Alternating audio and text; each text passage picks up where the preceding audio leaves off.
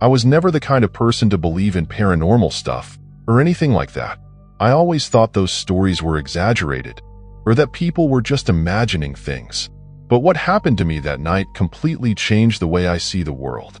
I had a massive fight with my girlfriend, one of those arguments that makes you want to leave the house just to breathe. So, I grabbed my keys and started driving aimlessly. I ended up stopping at this roadside motel, the kind of place you only notice because of an old, flickering neon sign that says, "Open 24 hours. It was isolated, kind of run down, but it served the purpose. I just needed to be alone for a while. The guy at the front desk barely looked at me, clearly uninterested, and handed me the key to room 17 without saying much. The room was exactly what you'd expect from a place like that. Cheap sheets on the bed, a crooked lampshade, and a TV that looked like it hadn't worked in years. After a few minutes of trying to relax, I started hearing this weird noise coming from the room next door. It sounded like furniture being dragged across the floor. At first, I figured someone was just moving stuff around, but the sound kept going, non-stop, frantic. It was coming from room 18. I tried to ignore it, but the constant scraping was getting to me. Eventually, curiosity and irritation got the better of me. I got up and went to the window to see if I could figure out what was going on. The light in room 18 was on, but what really caught my attention was the door. It was slightly open. I should have let it go, but something made me want to take a closer look. I didn't want to come off as nosy, but that noise was driving me insane. As I approached the door, the closer I got, the stranger it felt. The air seemed heavier, like something wasn't right. Just a few steps away, I froze. The scraping stopped, but then I heard something else, low murmurs, mixed with faint groans. I couldn't make out the words, but it didn't sound normal. The door was still ajar, so I peeked inside. The room looked empty, but there was a shadow on the wall, like someone was standing there. The thing is, I couldn't see where the shadow was coming from. That was enough for me. I backed away and headed straight back to my room, trying to convince myself I was just tired or imagining things. But as soon as I shut the door, a scream cut through the silence. It wasn't just any scream. It was a blood-curdling, desperate cry, like someone was in serious danger. It sounded like a woman. I rushed back into the hallway and stopped in front of room 18 again. This time, everything was quiet. The light was still on, but now the door was completely shut. I knocked a few times, calling out to see if anyone was there, but no one answered. I decided to go to the front desk to talk to the manager. I wasn't trying to make a scene, but I had to know who was staying in room 18. When I asked, the manager frowned like I just said something ridiculous. "There's no one in 18, he said, completely unfazed. I told him about the noise, the scream, and the open door. He sighed, clearly annoyed. "That room's been locked since yesterday," he said. That didn't make any sense. I'd seen the light on. I'd heard the noises. Feeling uneasy, I went back to my room, but I couldn't shake the manager's words. Not long after, I heard another sound, a loud, sharp bang against the wall shared with room 18. It sounded like someone punching the wall, hard. Then I heard laughter. It was faint but unmistakable. And it wasn't just one person. It sounded like multiple voices laughing, mocking.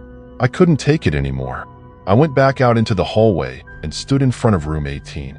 The light was still on under the door, and I could hear faint creaking, like footsteps or the floorboards shifting. My hand was shaking as I reached for the doorknob. For a moment, I hesitated, but then I turned it slowly. The door was unlocked. I pushed it open just enough to peek inside. The room looked empty at first glance, but something felt off. The smell hit me immediately, metallic, like rust mixed with dampness. I stepped inside, trying to make sense of it all. The bed was perfectly made, but the floor had deep scratches, like something heavy had been dragged across it. Then I noticed the mirror. It was cracked, with dark stains around the edges.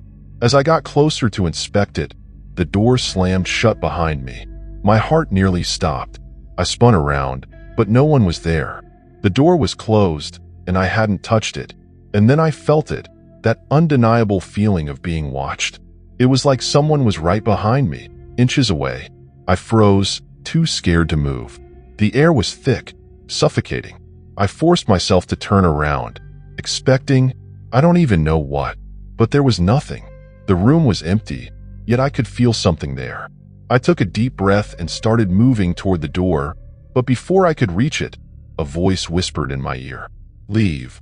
It was raspy, almost inhuman. I didn't think twice. I ran to the door, yanking at the knob, but it wouldn't budge. It was like someone on the other side was holding it shut.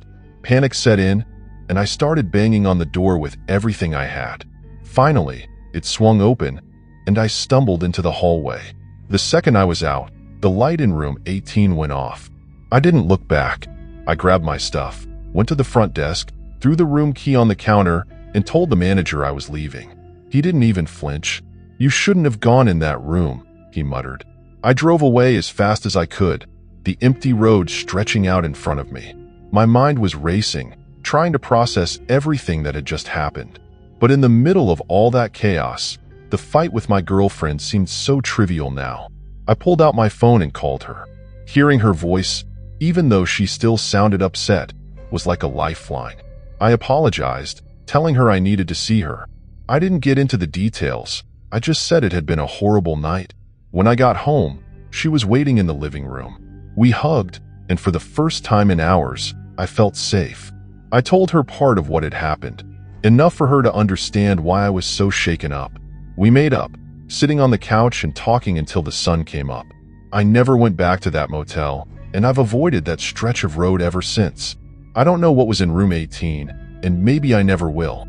But that night taught me one thing. Some things just aren't worth wasting time on. Life's too short to let the little stuff get in the way of what really matters. I've never been a big fan of roadside motels, but that night, I didn't have much of a choice. It was already dark. My daughter Isabella and I had been driving all day, and the motel seemed to be the only place for miles. The receptionist was friendly enough, but she let something slip that left me uneasy. She said the place was safe, despite occasional security issues at night. That stuck with me, but the room looked decent. Nothing fancy. 2 beds, an old TV, and a window that faced a nearly dried-up lake. The silence around the place was heavy, like we were far from everything and everyone. Everything was fine until around 3 a.m. when I woke up to Isabella shaking me. She was scared, saying she'd heard footsteps in the hallway and whispers near the door. Still half asleep, I tried to calm her down, telling her it was probably someone heading to the bathroom or something. But then I heard it too. It wasn't coming from the hallway. It was coming from the wall, right next to the bed. Something was scratching, like nails, but in this irregular, hesitant way. My first thought was that it might be an animal. I got up to check the window, and that's when I saw the light. A flashlight was swinging slowly near the lake, as if someone was searching for something out there. I froze for a few seconds, trying to make sense of what I was seeing. It didn't make sense for anyone to be out there at that hour. I went back to the bed and told Isabella to try to sleep, but I couldn't close my eyes. I just lay there, listening to the silence of the room and the occasional scratching on the wall, which now felt even closer. Around 4 a.m., I heard a sound that made my stomach drop, the door handle being forced. I jumped out of bed, ran to the door, and checked it. It was still locked, but when I turned on the light, I saw fresh scratch marks on the doorknob. They weren't old. They were fresh, with bits of paint chipped off and scattered on the floor. I opened the door slowly, but there was no one in the hallway. However, the carpet, which had been dry when we checked in, now had muddy footprints. They stopped right in front of our door and trailed down the hallway, heading toward the lake. I quickly shut the door and dragged one of the chairs over to block it. Isabella sat on the bed, staring at me with wide eyes, waiting for an explanation I couldn't give her. I told her everything would be fine, but the truth is, I was terrified. That night felt like it was never going to end. I stayed up for the rest of the night, sitting on the edge of the bed, trying to catch any sound that seemed out of place. The scratching on the wall had stopped, but every now and then, I could hear a faint sound of something knocking on wood, maybe coming from the lake. When the sun finally began to rise, I felt a wave of relief. Somehow, the daylight made everything feel safer, even though I knew that didn't make much sense. Isabella was exhausted, but managed to doze off for a bit. As soon as it felt reasonable, I decided we'd check out and get out of there as fast as we could. At the reception desk, I casually mentioned the noises and the light by the lake, leaving out the part about the scratches on the doorknob. The receptionist didn't seem surprised. She just gave a faint smile and said strange things had been happening around there ever since a group of fishermen disappeared years ago. I asked her what she meant by strange, and she shrugged, saying, "People hear things, but they never see anyone. It's best not to pay attention." That chilled me more than anything else. I don't know what happened that night, but the scratches on the door and the muddy footprints in the hallway were real. And to this day, when I think about it, I can't stop wondering if it was something or someone. I'm not the kind of person who gets spooked easily, but what happened on that trip left a mark on me to this day. I'd been driving for hours, exhausted, with my eyes barely staying open. That's when I saw the motel by the side of the road. It was one of those places you only stop at when you're too tired to keep going. The neon sign flickered weakly, some of the letters were burnt out, and the building looked like it hadn't seen fresh paint in decades. But it was either that or risk falling asleep at the wheel, so I pulled over. The moment I walked into the reception area, the smell of mildew hit me hard. Behind the counter was an old man with a grumpy face, barely acknowledging my presence. Without even looking up from his newspaper, he tossed me a key for a room at the far end of the hall and muttered, "Don't worry about the noises at night." It sounded weird, but I was too tired to care. The room was as bad as I imagined. The carpet had stains I didn't want to think about, and the air felt thick and damp, carrying a smell that clung to me.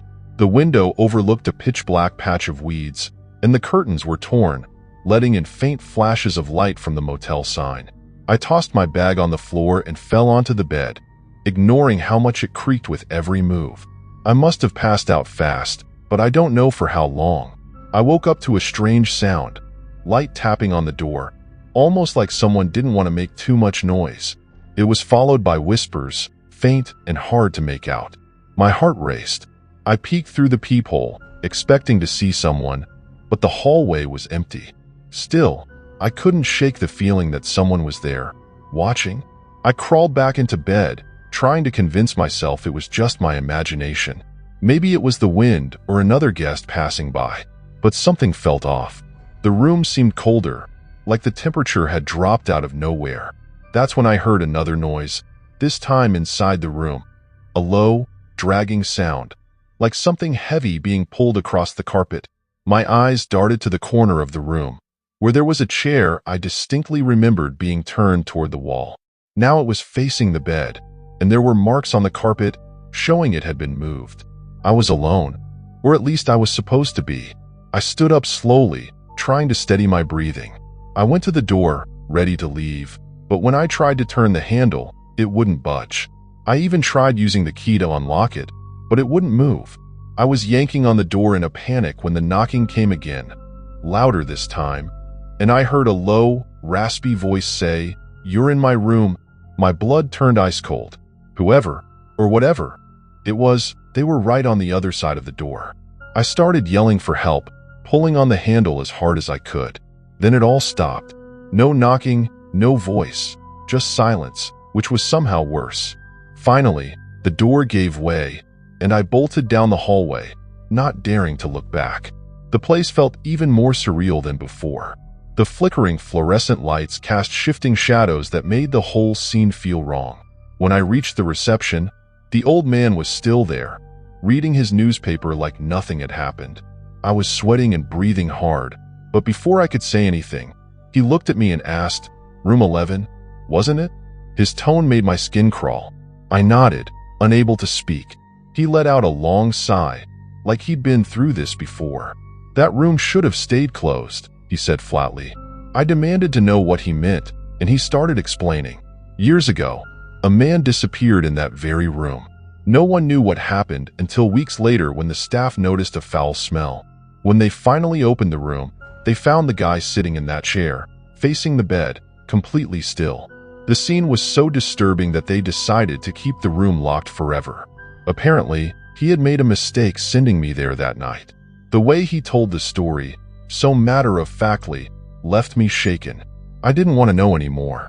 I threw the key on the counter and got out of there as fast as I could. When I got in the car, my hands were shaking so much that I had trouble putting the key in the ignition. The engine sputtered, like it didn't want to leave that cursed place, but it finally started. As I drove away, relief washed over me, but it wasn't complete. It felt like something was still with me. The road back to the highway was short, but the silence in the car was suffocating. Every little noise, the engine, my breathing, felt amplified. I turned the radio on to drown it out, but it didn't help. At one point, I glanced in the rearview mirror and thought I saw a shadow move in the back seat. It was so quick, I couldn't be sure, but it was enough to make me floor it. I reached my destination early that morning, but I couldn't sleep. The events of the night played over and over in my mind. I tried to rationalize it. Maybe I was overtired. Maybe someone was messing with me.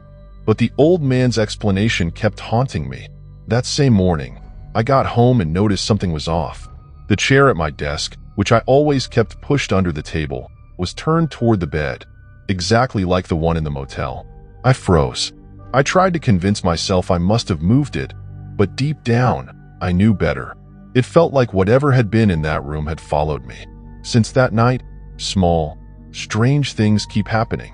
Objects move, doors I know I locked end up open, and sometimes I wake up feeling like someone's watching me. I haven't told anyone. It sounds insane, but it's real. The worst part was when I noticed the carpet near my bed had faint drag marks, just like the ones in the motel. That was it. I packed a bag and left to stay with a friend, too scared to stay alone. To this day, I don't know what happened that night. I've never gone back to that motel or tried to learn more about room 11. A part of me thinks it's better that way. As for the chair, it's still sitting there, turned toward the bed. I don't have the guts to throw it out, as if that might make things worse. Even now, as I write this, I can feel something in the corner of the room. I refuse to look, but I know it's there. Maybe it always will be. It was just another random night. I was on a work trip, far from home, and ended up stopping at this simple motel by the highway. The place seemed decent, nothing fancy, but clean and quiet, which was exactly what I needed after a long day. I remember thinking it was kind of ironic how they had "no smoky" signs plastered everywhere, considering the mix of disinfectant and mildew smell already made me a little nauseous. I threw myself on the bed without thinking much, trying to ignore the faint sound of cars passing on the highway. I woke up in the middle of the night with this weird feeling, though I couldn't quite pinpoint what it was. Then, when I opened my eyes, I realized there was a strong smell of cigarette smoke in the air. It was impossible to ignore. At first, I thought it was coming from outside, but when I looked out the window, everything was calm. No sign of anyone smoking. Then the smell got stronger, and it seemed to be coming from the bathroom. I curled up in bed, trying to rationalize. Maybe the smell was coming up from another room, but the motel was empty. When I checked in, I noticed mine was the only car in the parking lot. I tried to ignore it, but that smell wouldn't go away. It felt like it was getting stronger, like someone had just lit another cigarette right there. I decided to get up and check it out. My mind started coming up with excuses. Maybe the ventilation system was messed up, or maybe the smell was left behind by previous guests who ignored the no-smoking rule. But honestly, the bathroom was the only place the smell could have been coming from. The light was off, and when I opened the door slowly, a shiver ran down my spine. On the floor, right by the drain, there were several cigarette butts. Fresh ones. I knew for a fact they hadn't been there when I got into the room earlier. My heart started pounding, and my breathing got heavier. I was sure I was alone in that room, or at least I was supposed to be. I tried to convince myself I was overreacting, that maybe the butts had been there all along and I just hadn't noticed. But the silence in the bathroom felt different. It wasn't just quiet. It was heavy, like the whole space was holding its breath, waiting. My eyes locked onto the shower. The curtain was partially closed, leaving just a strip of glass visible. I stood there, staring at it, trying to decide if I should pull it back or just run. Before I could think too much, I saw it. A faint movement, like a shadow passing behind the glass. At that moment, my entire body froze. I swear I could feel my heartbeat in my throat. I tried to tell myself it was just my imagination. maybe a trick of light from outside. But there was nothing outside, just the empty parking lot and the motel's oppressive silence. I somehow managed to take a step forward. The shower curtain moved slightly, as if something or someone had shifted behind it. And then I heard it. Heavy, muffled breathing coming from inside the shower. I don't know how I found the courage, but I reached out and yanked the curtain open in one swift motion. And there he was, a man. He was standing inside the shower, holding an unlit cigarette in his hand, staring at me like he was just as surprised as I was. He was thin, wearing ragged clothes, with a face that looked dirty and worn, like he'd been sleeping on the streets for days. But what really shook me was his eyes. They weren't just startled. They were empty, lifeless. I stepped back, trying to say something, but no words came out. He didn't say anything either. He just stood there, staring at me. I don't know how long we stayed like that, frozen, just staring at each other. It might have been seconds, but it felt like hours. Finally, my instincts kicked in. Get out of here. Now. I took a few steps back, keeping my eyes on him, and back toward the door. My hands were shaking so bad it was hard to turn the knob, but when I finally managed it, I bolted out of there without looking back. The cool night air hit my face, but it didn't help. My heart was racing, and the overwhelming feeling that he could come after me any second was suffocating. In the parking lot, I realized I'd left everything behind. My bag, my wallet, even my phone. But there was no way I was going back. No chance. I took a deep breath and forced myself to look back at the room, expecting to see something. Him, maybe, watching me from the window or stepping out the door. But the room was dark, like nothing had happened. The only light came from the flickering motel sign, mocking me with its faint glow. I decided to head straight to the reception. I needed help. I needed someone to confirm I wasn't losing my mind. I practically kicked the door open when I got to the reception, still out of breath. The guy behind the desk, an older man with a grumpy look, was sitting there watching some old TV. He looked up at me like I was an inconvenience. I tried to explain what had happened, stumbling over my words, but he just looked bored. "Impossible," he said, not even bothering to stand up. "This place is empty except for you," I insisted, practically shouting at him. But he just shook his head and said I must have imagined it. That pissed me off even more. I knew what I'd seen. I wasn't crazy. I demanded he come with me to check the room. He groaned, grabbed a set of keys, and followed me back, walking as if I were wasting his time. When we got to the door, I stood back while he unlocked it. The cigarette smell was still there, even stronger now, seeping through the cracks. He stopped, sniffed the air, and frowned. "What the hell?" he muttered, suddenly looking a lot less dismissive. He opened the door slowly, and we both looked inside. The room was empty. Everything looked just like I'd left it, but something felt off. The cigarette smell hung heavy in the air, and the butts I'd seen earlier were still scattered on the bathroom floor. The guy from the reception walked in cautiously, his face more serious now, almost tense. "No one smokes here, kid. We're strict about that," he mumbled. But I could tell he was uncomfortable too. He walked into the bathroom and looked at the shower. The curtain was open, and there was no sign of anyone. But instead of brushing it off, he stood there for a moment, staring at the shower like he was thinking about something. I was about to ask what was wrong when he turned to me, looking pale. This has happened before, you know? People complaining about the smell of cigarettes, things being out of place. But no one's ever seen anything. It's always the same room. My stomach sank. I asked him why the hell they still rented out the room, but he just shook his head, mumbling something about the owner not caring. That's when I realized he was scared. He grabbed the room key and told me he'd move me to another room, but I refused. I grabbed my stuff and left that motel as fast as I could, and I never went back.